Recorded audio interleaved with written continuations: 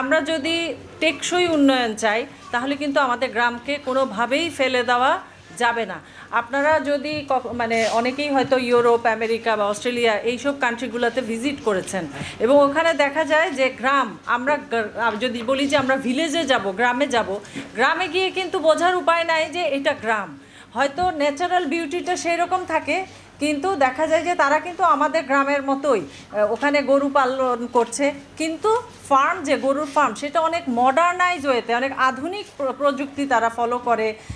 যেমন মুরগি পালন বা ভেড়া পালন, এইগুলোর ক্ষেত্রেও তারা আধুনিক প্রযুক্তিটা ব্যবহার করে। কিন্তু আমাদের দেশে যেমন একজন কৃষক বা গরু পালন করছে বা মুরগি পালন করছে, ভেড়া পালন করছে, বিদেশেও কিন্তু সেই রকম আছে, কিন্তু তাকে দেখে কিন্তু বোঝার উপায় নাই যে সে একজন কৃষক।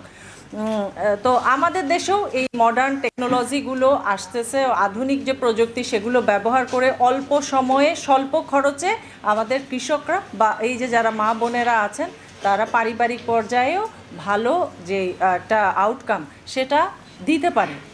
এবং আমরা দেখি যে সমবায়ের মাধ্যমে, যেটা আমাদের এডিসি জেনারেল বলল, যে সমবায়ের মাধ্যমে এই বিআরডিবির মাধ্যমে স্পেশালি ঋণ নিয়ে সেই ঋণের টাকা যে পরিশোধ করতে পারে না, এইটার নজির খুব একটা দেখা যায় না। বিআরডিবির মাধ্যমে আমি বলবো যে যারা ঋণ নিয়েছে, বিআরডিবির কর্মকর্তারাও যারা এটার সাথে আছেন, এই ঋণের টাকাটা যেন প্রপারলি কাজে লাগাতে পারে, এটা মনিটর করাও কিন্তু দায়িত্ব।